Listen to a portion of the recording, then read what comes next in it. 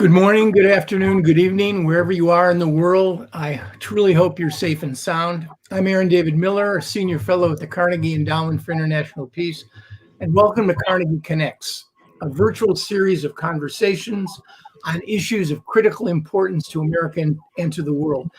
Today's conversation, the good, the bad, and the ugly, how the world sees America, is especially timely. We are on the cusp of one of the most consequential elections in American history. And even though the nation is preoccupied with COVID and economic recovery, and foreign policy tends to be an inside the Beltway issue, and is likely not to figure prominently in voter preferences and choices in this election, the results of that election will have a decisive impact on how America acts in the world and how the world evaluates the consequences of those actions. I think it's pretty clear that we are at a crossroads. Donald Trump has played the role of disruptor, fundamentally altering the policies of his four post-Cold War predecessors, embracing authoritarians, rejecting alliances and multilateral diplomacy, and embarking on what could only be described as a wholesale withdrawal or threat to withdraw from so many enterprises. The TPP, Paris Climate, the INF Treaty, JCPOA, the Iran Nuclear Agreement, UNESCO, and WHO. And by the way, it's not that disruption is by definition always bad. It's bad if there's nothing to replace it. It's bad if it's followed by policies that don't serve the national interests. And it's bad if it's done for its own sake, tethered to political interests. Biden, on the other hand, offers a much different approach, or we would suspect he would. A return to the more traditional, whether it proves to be a restoration of traditional America's role in the world or partial restoration. He wants to put the U.S., to use his words, back at the head of the table. The problem, and we'll talk to our distinguished panel about this, is that the table has changed. COVID is probably, without exaggerating, the most consequential event in the world since the Second World War. And there's no going back easily to the way things were. China is probably emerging stronger economically. Putin is unchecked. North Korea has more nukes. You've got a U.S. embassy in Jerusalem. The Israelis and the Arab states are making peace through normalization. Bashar Assad is in power in Syria. And globalization has taken huge hits. One additional point. Biden is going to confront, should he be elected, the most serious challenge of national recovery since Franklin Roosevelt, without the benefit of what Roosevelt had, a world war that left America stronger at home and with more influence in the world abroad. And I only raise the final issue. Is it possible for the United States, given how badly tribalized and polarized we are, to create once again a measure of consensus on American foreign policy that is wise, prudent, and durable? So many questions. With apologies to Clint Eastwood, we have used the good, bad, and ugly trope. We can agree on the bad and the ugly part, but what about the last 4 years in terms of the good? What are Trump's accomplishments? What about the last 4 years has most alienated and delighted allies and adversaries? How bad has the reputational hit been for the U.S.? And who would our allies and adversaries really prefer as the next president? And finally, what are the expectations of those allies and adversaries for a Biden administration, should there be one? Fortunately, I don't have to answer these questions. We have three extraordinary presenters. They are all extremely well known to you. Christiane Amanpour is CNN's chief international anchor of the network's award-winning flagship global affairs program, Amanpour and Amanpour and Company on PBS. Stephen Erlanger is the chief diplomatic correspondent in Europe for the New York Times. He has spent a long career in overseas postings, including Bangkok, Belgrade, Berlin, Brussels, Jerusalem, London, Moscow, Paris, Prague, and yes, even in Washington, D.C. Christiane and Stephen I've known for a long time. And finally, the inestimable David Rennie, who is the Beijing bureau chief for The Economist and author of the publication's wonderful column, Chagwan. So 5 minutes each. We have a hard stop at 9:50. There will be a time for Q&A at the end. So without further ado, Christiane, I'm going to turn the virtual floor over to you.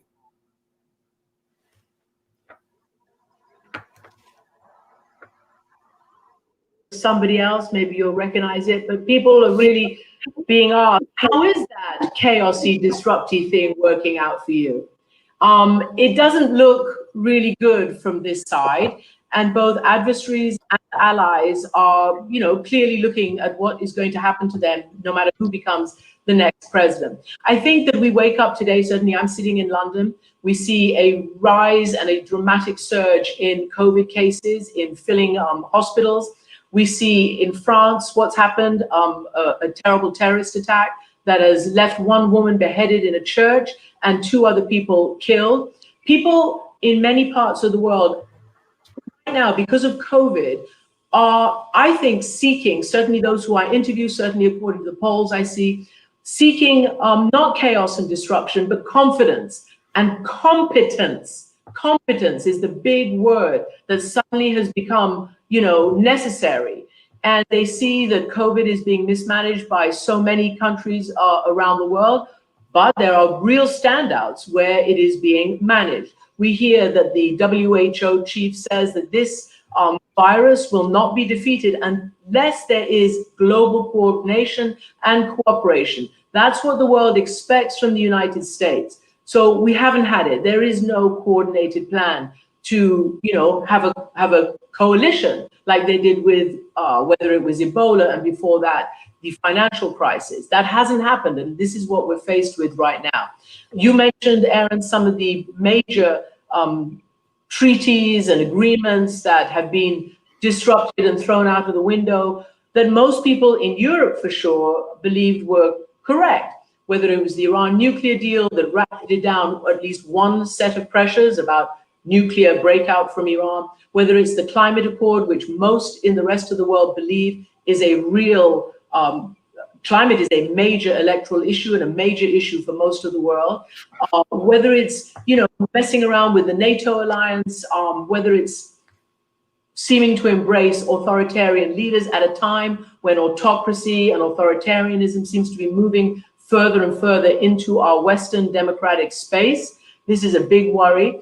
And certainly in the Middle East, where you have much activity by President Trump, whether it's moving the embassy to Jerusalem, whether it is, helping to engineer these normalizations between countries that Israel, let's be honest, has not been at war with, neither the UAE, neither Bahrain, and to a lesser extent issues with Sudan. You have Iran as as a country that many people see needs to be dealt with in a way to contain it. But one of the recent polls that was taken about the Middle East shows that an alarming 49% of people who were polled do not believe that either President Trump or Biden would be good for the Middle East. Of the remainder, 40% believe that Biden would be better, but that they did not necessarily embrace all the Middle East policies that the Biden-Obama administration embraced. Only 12% believe that Trump would be better for the Middle East. The majority of those who were polled do not agree with moving the embassy, particularly in light of the fact that the continuing biggest issue, according to these polls anyway, is the still unresolved major issue in that part of the world, and that is the Israeli-Palestinian state of conflict. So that's just sort of a tour de horizon, if you like. But I think most people want to see an America that perhaps steps into its traditional role of leading coalitions to make the world a better place. Christiane, thank you so much. Stephen, to you. Well, after those 2 wonderful contributions, I shall do my best.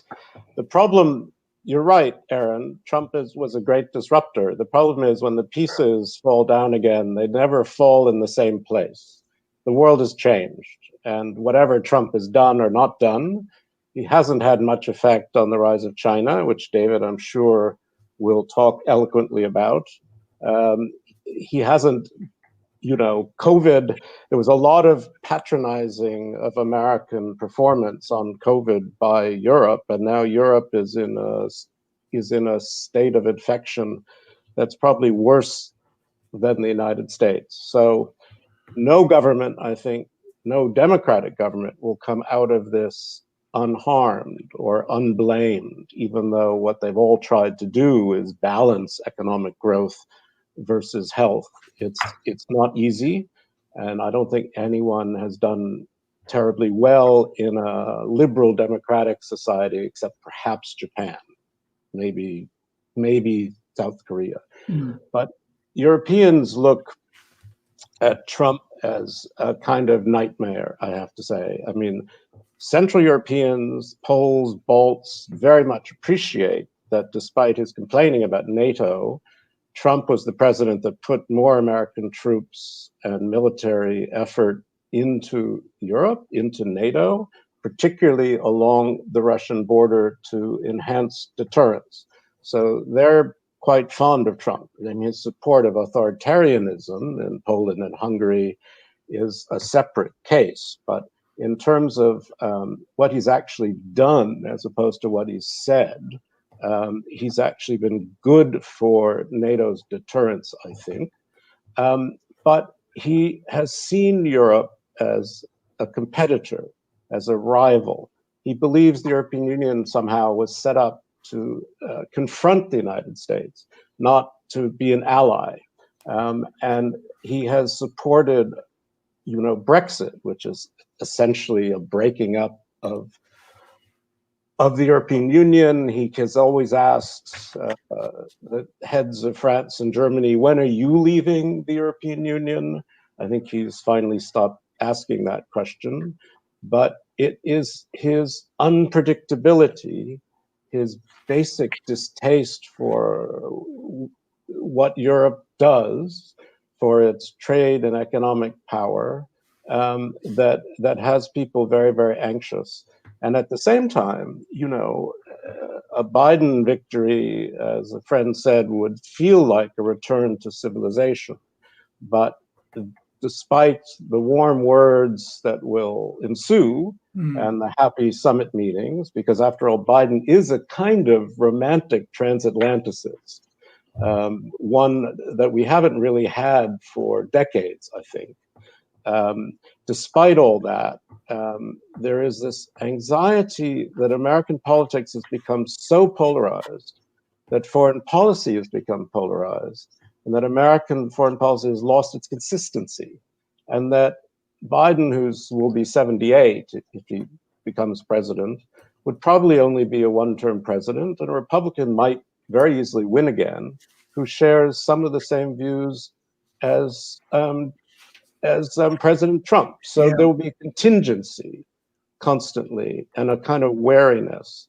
And the last point I would make is people are worried about Biden asking a lot of them on China, which makes them nervous, and also that he would be a kind of end to European efforts at strategic autonomy and a stronger security and foreign policy in Europe, because it would be like putting one's head back into the comfortable sand. And I'll leave it there.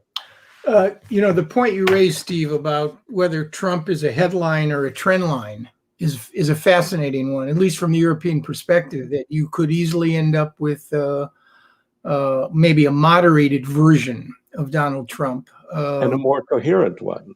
Right. And a more tactical one. Right. David, over to you.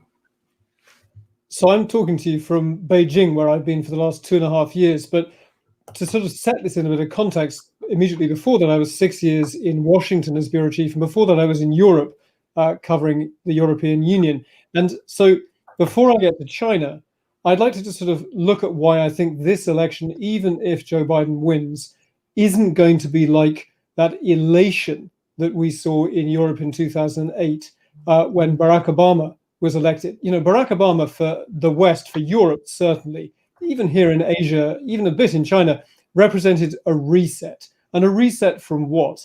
It was the idea that under George W. Bush, America had used its tremendous strength clumsily and without consulting, without listening, without empathy, that it had tried to impose simple American solutions on complex places and had broken those places, whether it was Iraq or Afghanistan.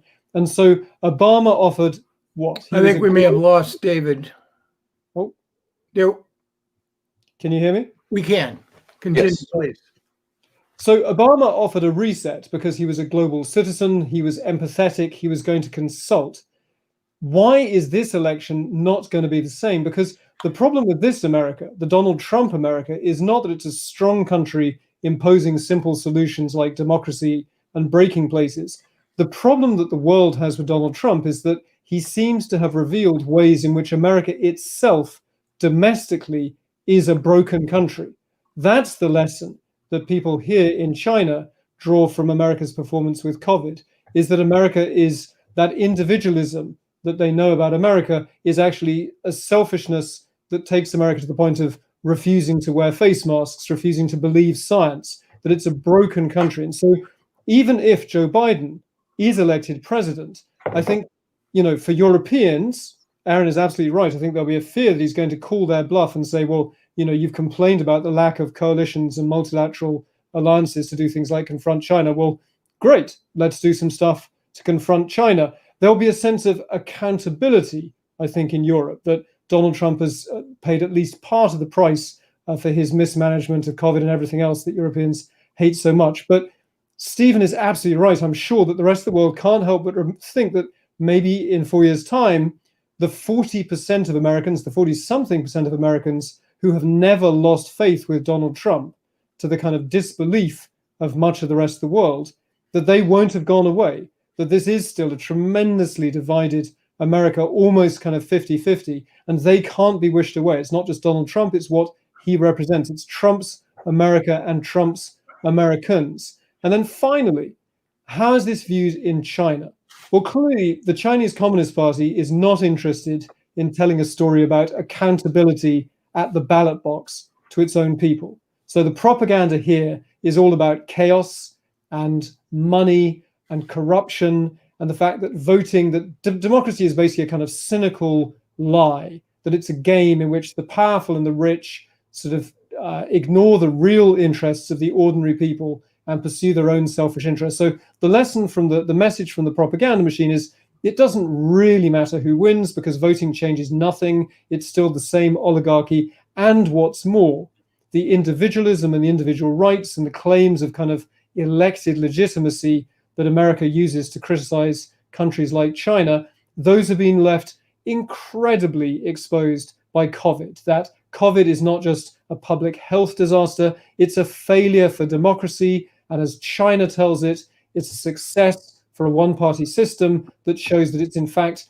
performance legitimacy, which gives you a mandate. It's the ability to keep your people safe, to mobilize, and to organize. Now, we can talk about COVID in a bit in China, but that's also not strictly true, because to add to Stephen's list of liberal democracies that have handled COVID brilliantly, I would name the fantastic island republic of Taiwan. 23 million people, fewer than 10 deaths from COVID, and they're a liberal democracy, and they've handled it fantastically. So there's nothing inherently good about a Communist Party system at handling COVID, but it is the case that America's handling of COVID adds to everything else. That means that no matter who wins on Tuesday, there will not be a kind of Barack Obama style reset. There'll be a lot of lingering unhappiness and questions about not just Trump, but Trump's America and what persists of that.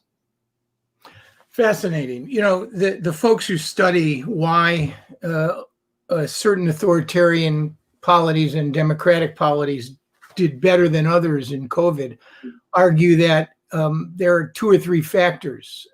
One is the respect for capacity and competence. The second is faith in government, the willingness to actually, your point about individualism in America and our anti-authority past and our refusal to accept comprehensive solutions to problems. It's no wonder we don't have a sensible gun control policy here or healthcare. that's critically important, I think, in the way other countries are going to look at the United States. And the broken house metaphor, I think, is critically important. We're going to come back to this, David, on the issue of whether or not Beijing is conflicted on who they really want as the next president. But let me ask a few questions. Steve, this one's for you. You referred to the fact that one of the more positive aspects of Trump's 4 years, at least among certain Central European states, has been bolstering NATO's deterrence. We've talked a lot here, even in the brief 20 minutes we've been discussing, about what the bad and the ugly is with respect to Trump's policy. So let me ask the heretical question on the cusp of this election. Other than deterrence with respect to NATO, some would criticize the way he's gone about that as well. Are there any redemptive aspects over the course of the last 4 years? Steve, we'll start with you, but I also want to ask David and Christiane. Yeah, I think, one has to try to be cold about all of this, right? And I think Trump has drawn attention to China's manipulation of trading regimes, its misuse of the WTO, and the security threat Chinese scientific progress in artificial intelligence and technology and Huawei present to the Western world. And this is something Obama wasn't really very interested in, I have to say. And Trump overstates things, as he does forever. But the fact is, he has gotten Britain to pull out of Huawei, and Sweden and Germany. He has woken up Europe which now says in a policy paper it sees China as a systemic rival, which is stronger language than before. The German BDI, the sort of business groups in Germany have a stronger voice in warning against China trade. Merkel's had to listen. So I think on China also, there's been a kind of wake-up call that Trump has trumpeted, maybe much too strongly. And frankly, Pompeo's offer to Borrell, who's the foreign policy chief, of an EU-US dialogue on China, I think is a very good thing. Now, I think it might work better under a Biden administration, but in principle, it's the way one should respond. So I think, that is something. And then also, it's failed, God knows. But if you look at what's gone on for a long time, I mean, Obama left office worried to hell about North Korea. Whatever's happened there, I mean, yes, they're still building up stuff, but there hasn't been the war that Obama was really worried about. Iran, I think, is a big problem. There are lots of things he hasn't done well, but you're asking me to look on the bright side of life. Right. I mean, and I didn't ask the question to suggest that there's a symmetrical balance between his deft handling of foreign policy and some of the incompetency that I've seen. Okay, Christiane, to you. Well, look, I tend not to be as cold as an analyst and as an observer and as a reporter. I believe in values. I believe that the United States is unique amongst all the countries of the world, that its foreign policy is based on values that are commonly shared amongst those who believe in human rights, those who believe in coalitions and alliances. And I remember very distinctly when President Trump won, to the shock of everybody in the United States and in the rest of the world, all the rest of the world, all the leaders did the traditional, the telegrams and the messages congratulating the people of the United States and the new president of the United States. The only person who stood up for values was a woman by the name of Chancellor Angela Merkel, who congratulated the president, but said that our relationship will be dependent on our joint adherence to our common values, to our alliances, and to everything that we have stood for since the defeat of fascism and that terrible World War II.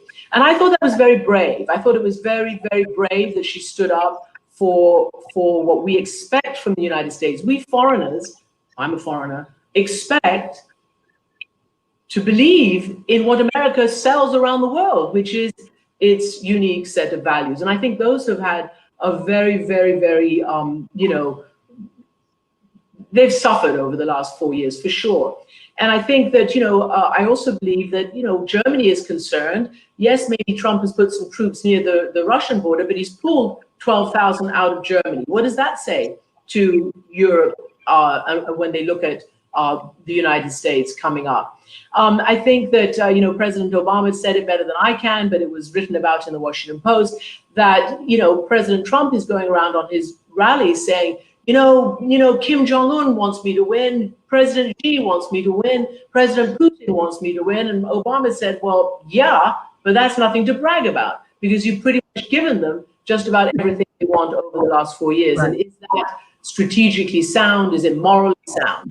North Korea, yeah, they had these great, I covered them. I was in Singapore, I was in Vietnam, those summits. It was exciting. It was a reality show. Yes, we haven't had a war.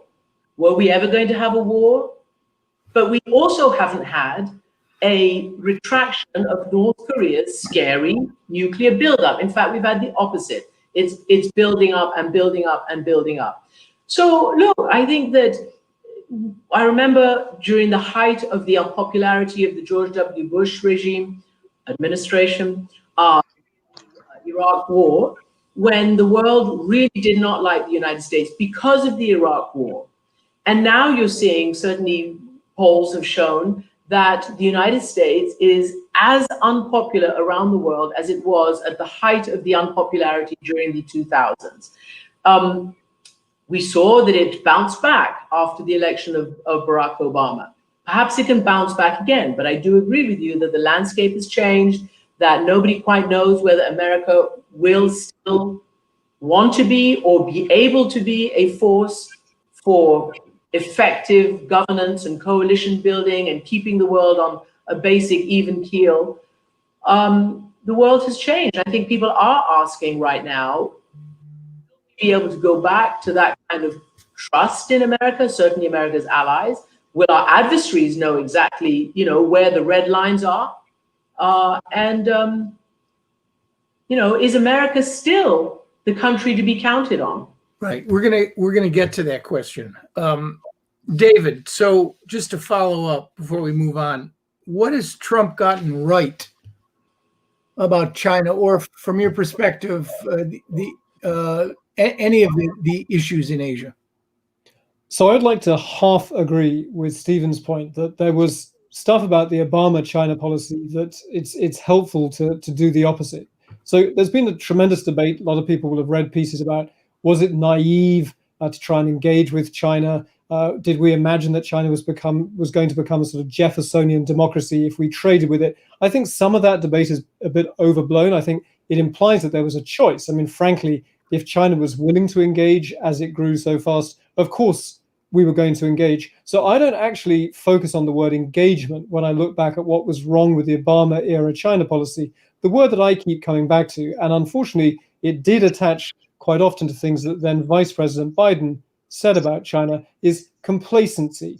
Biden was an absolute kind of champion of the idea that being a democracy, being America, gives you a kind of head start that China will never catch. But it doesn't matter that China is growing so fast because never bet against America. America has this kind of secret source of freedom and free speech and sort of freedom of thought in universities, which gives you a permanent innovation edge. And I think that complacency as well, Obama complacently looking at the Chinese building up reefs in the South China Sea was the big mistake of their China policy. And certainly President Trump is not complacent about China. But the problem with foreign policy, right, is that the opposite of a dumb foreign policy is not automatically smart foreign policy. Sometimes the opposite of dumb is another dumb.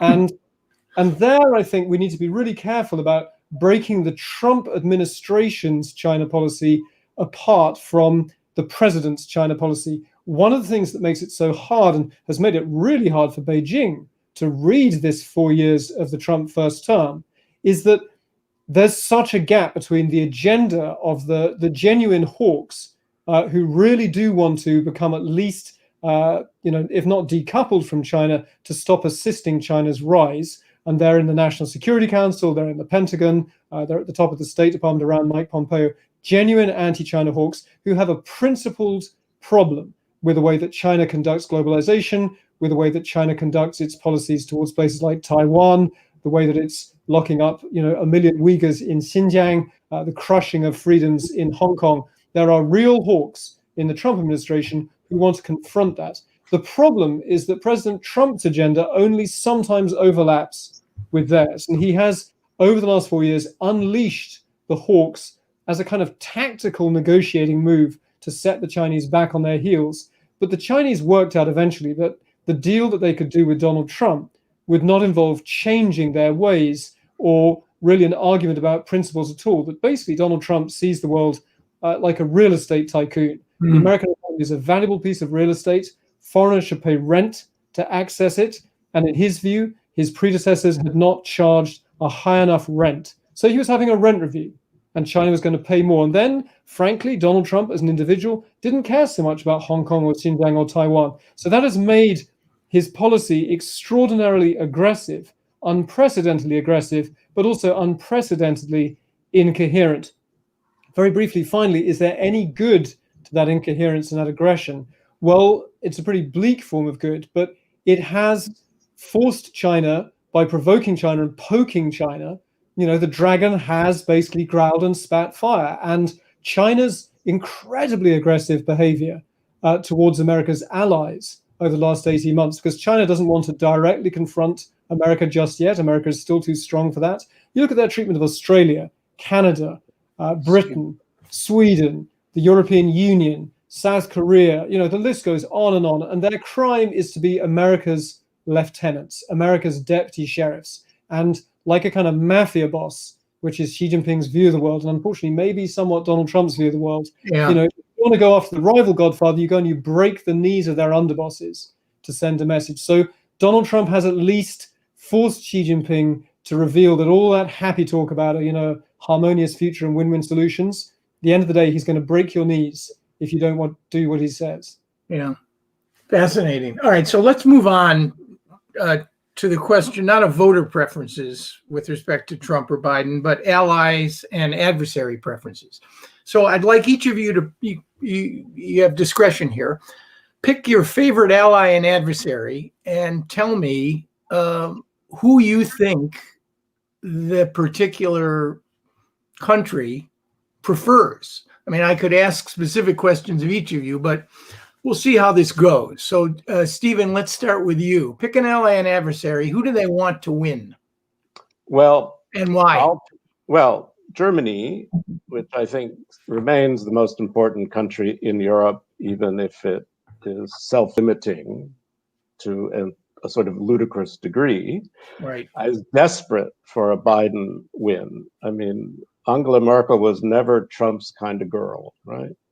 And as she's coming to the end of her long period of power and statesman-like behavior, if one can say that about a woman chancellor, she is leaving a Germany that's really at the cusp of things. And I think Germans love democratic presidents. You could watch polls.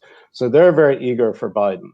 right. As an adversary, let's say Putin, I do think very much Putin still wants Trump to win, partly because I don't know if he has anything on Trump, but Trump certainly behaves as if he does. And Putin's interest is dividing Europe and creating more power for Russian influence in the Balkans, in Serbia, in Macedonia, all these places. The Czech Republic, he's doing a reasonably good job of it, but a Trump presidency would create further fissures that I think would keep Putin happier. Makes sense. Christiane, to you, ally and adversary.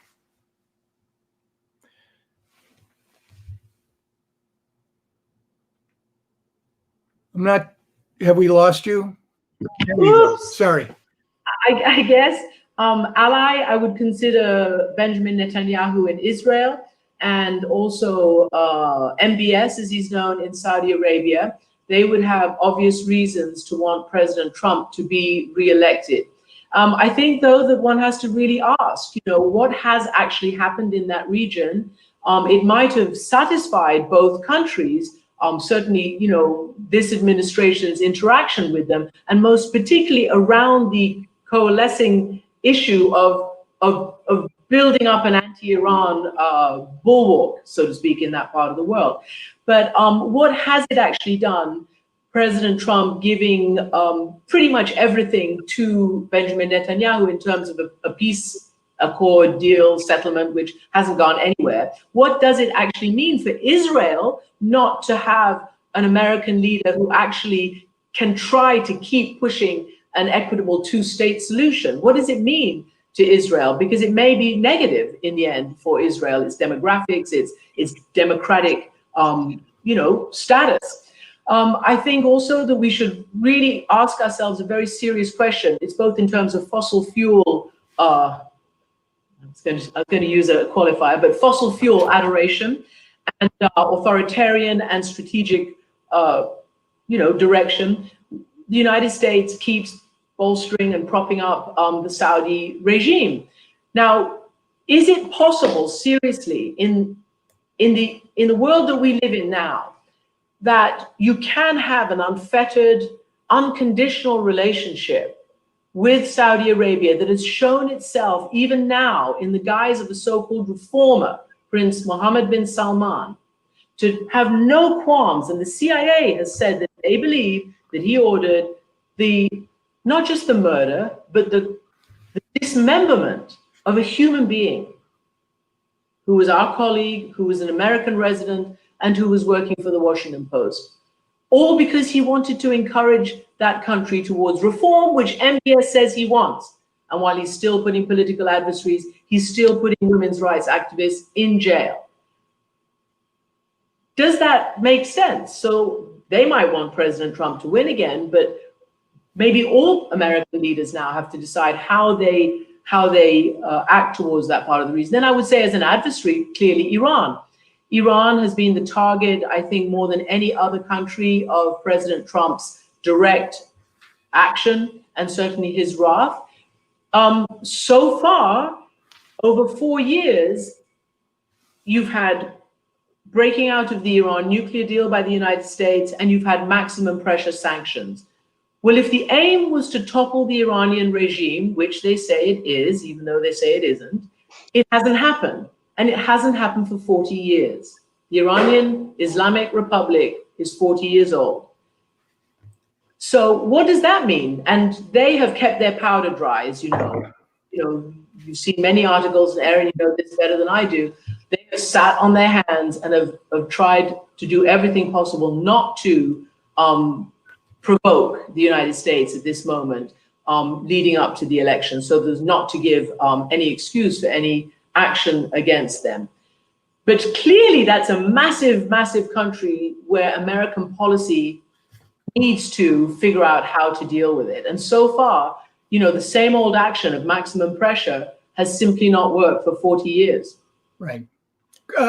One quick question, Christiane, before I move on to David. Can you give us your assessment of how Boris Johnson is looking at this election? Oh, silly me. I'm sitting right here in London, I should say. This is a government full of ideologues. They are maybe mini Trump administrations, if you like. There's Brexit, and then there's American populism and nationalism. They have been judged very harshly on their COVID response, which is pretty incoherent, and you reflected in the polls. So whereas Boris Johnson won a convincing election about a year ago, an overwhelming election victory over a year ago, nearly, he is below 30% because of the handling of COVID. And while Macron and Merkel are coming up with a coordinated new second wave lockdown, we haven't had that here. But at the same time, this Brexit thing, which is pretty much being given short shrift, and I guess they're hoping that people will forget about Brexit in the midst of dying and trying to survive a pandemic. It's a real problem. They have, I don't know what the latest negotiations with Europe have done, but they've got nowhere close yet to forming a deal, which would be a trade deal with their biggest trading partner, which is the EU. So that's worrying British people. Now, what does it mean to the US? Boris Johnson obviously hoped that President Trump would win and keep winning and keep staying there and give him the best, most wonderful, world-beating trade deal. And they're worried now. So clearly, as you know, in the United States, you've got British officials going over to, enter into some kind of informational talks with the Biden camp to see and to cement relations there. Because who knows what will happen. I might say, though, again, you all know this better than I do, that no matter who is president, both the Trump White House and the Democrats have said, if Boris Johnson's government does anything in its Brexit machinations to threaten the Northern Ireland Peace Accord, which it is currently doing, the Congress would not vote for a preferential free trade agreement. Nancy Pelosi has said that to me many times. And as I say, even the Trump administration's Northern Ireland official has made that clear to the British government. Christiane, thanks. David, you wrote a fascinating piece, which I actually read in Chagwan on China's conflict with respect to Trump and Biden. You used the phrase two devils, comma, known. Are the Chinese conflicted? They are. So let me just briefly mention an ally that doesn't get talked about enough. There's all these ways that Donald Trump is just doing extraordinary damage around the world. The country of South Korea is a very good example. It has a ton of American soldiers there since the Korean War 70 years ago. They are an incredibly important force, not just to keep North Korea bottled up, but there's a forward presence in Asia. Donald Trump decided that South Korea had plenty of money and should pay, I think it's 4 times more than they currently do, for the privilege of having American troops on their soil, as if American troops are sort of mercenaries who need to be paid to be there. And he's not just demanded that money, he's gone out of his way to humiliate the South Korean government because, they're not as cool as his big cool friend, the North Korean leader, Kim Jong-un, and because he despises allies anyway. But the humiliation being wreaked on South Korea, driving up anti-Americanism, which is always a force in South Korean politics. It's almost impossible to see why any American government would do this for what's really not a lot of money, but just extraordinary damage. Adversary, China, clearly. So the piece that I wrote that you mentioned there said that there's kind of 2 camps in China. They don't really know which they prefer, but they don't think much of either of them. Unusually, Xi Jinping, the leader here, knows both of them reasonably well. Vice President Biden was his direct counterpart before Xi Jinping became the top leader. He was the vice president. So Barack Obama sent Biden to China several times to spend a lot of time with Xi Jinping. He clearly knows Trump well. The truth is that who you ask matters. If you speak to Chinese whose job is to worry about economic growth, then they can sometimes sound quite tempted by a return to the kind of status quo that allowed American high-tech companies to sell components to giants like Huawei and made by cooperation with America. So the people who worry about China's GDP numbers, if a return to Joe Biden meant a return to that kind of previous smoother sailing for globalization, they would take that.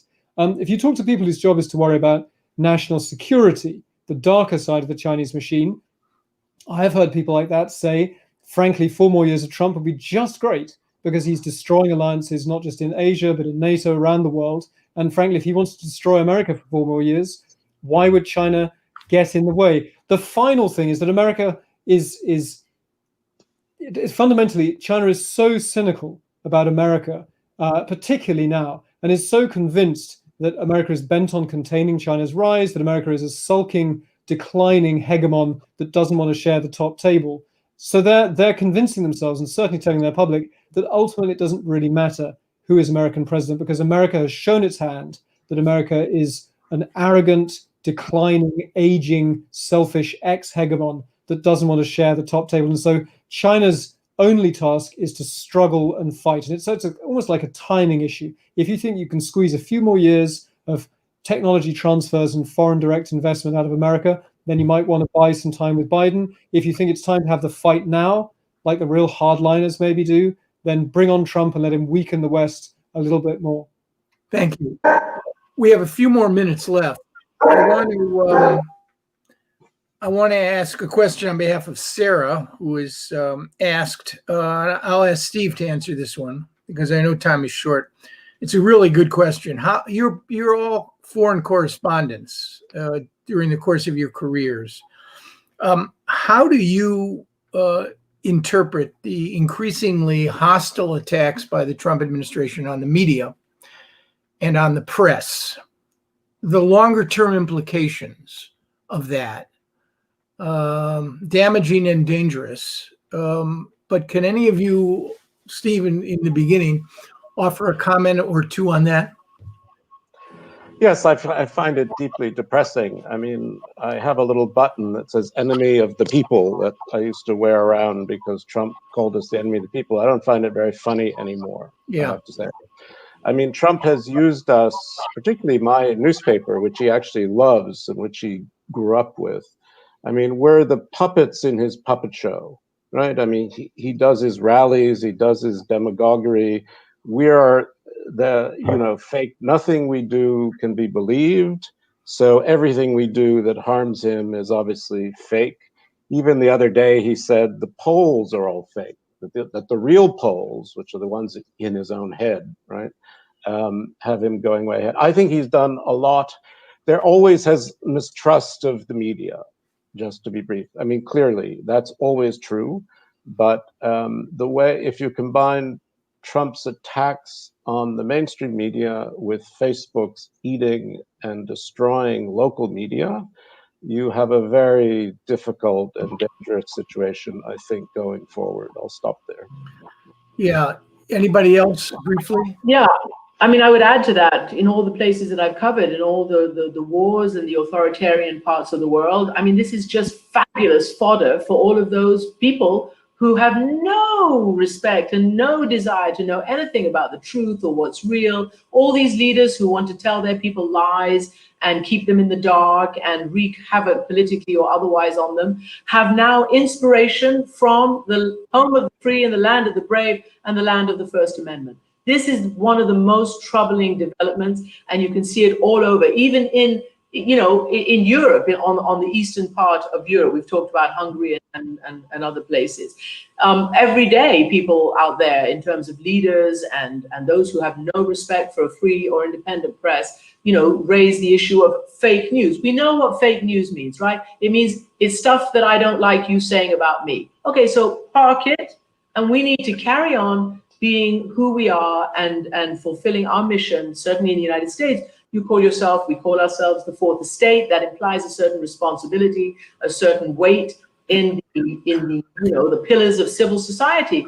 And I just think we need to so-called drop the mic. I don't know why we give endless air to whatever leader, wherever, who just spouts lies and who attacks. And it's not okay. It's not balanced. It's not real. It's not objective. It's not neutral. It's just degrading the sense of public discourse, public debate, and most importantly, in the most evolved democracy in the world, degrading people's faith in the power of democracy and in the legitimacy and the integrity of democracy and free and fair and independent information, for which I have risked my life. That is really brilliantly and eloquently expressed. And going forward, one of the problems that we're going to face in repairing America's broken house is what the Rand Corporation calls truth decay. Truth decay is, it's a structural, profound problem in restoring confidence in the most basic of our institutions, the census, the post office, the US Congress, the FBI. People just don't know what to believe, and they're easily led to believe things which are untethered from critical thinking. And it's incredibly frustrating. We've almost come to the end of the hour. I want to ask one additional question. Assuming Joe Biden wins, and I'm all for the notion that when you're in a hole, the most important element is to stop digging. There will be an improvement with respect to a more rational, logical conduct of American foreign policy. Whether Biden can restore It's not the 90s anymore. It's not even 2008 anymore. I don't know. But I guess the question is, if Biden wins and we go into a transition, and let's just assume for the sake of argument that there is no contestation, you don't have a period of litigation, rival electoral slates, compromised election, just hopefully assume that is not the case. Do any of you have concerns with respect to the transition of what a Trump administration might do within the period between an election and an inauguration in an effort to constrain an incoming president, or I can't imagine what other motives might drive it. But maybe you don't. I was just thinking about this. I do, and Steve. I worry he'll bomb Iran. That's what really worries me. He'll bomb Natanz. He'll bomb places where construction is obviously going on now that the Americans have pulled out of the Iran nuclear deal. That's my big worry. That's your concern. David, can I just put you on the spot and ask whether or not there's a Taiwan issue? I don't think Taiwan, the main island of Taiwan, but you could imagine. So there is a scenario where Donald Trump, if he loses, is so busy pardoning everyone in the White House that he doesn't have time for foreign policy adventures, because it's going to be kind of dictator heading for the airport with the gold bars and the poodles, right? But there is a real danger of adventures on this side. I think that it's certainly, if there's a contested result which makes America look completely hopeless and distracted, you could imagine China and others pulling off little adventures to try and create facts on the ground and to show others in the region that they don't have a friend in America. And that could be a very bumpy time. Christiane, a thought on this? Okay. No. We've come to the end of the hour, and I have to say, I learned a ton. I think it's extraordinary that we're talking. Christiane, you're in London. Stephen, you're in Brussels, and David, you're in Beijing. You're really bringing a kind of ground truth to us, which is not only fascinating, but incredibly authoritative and authentic. And I want to thank each of you. And sorry to our listeners that we didn't have more time for questions. Next time for sure. So stay tuned, stay healthy, and as happy as you can be in the run-up with respect to the next 5 days or so. Thank you, Aaron. Take care. Help everybody.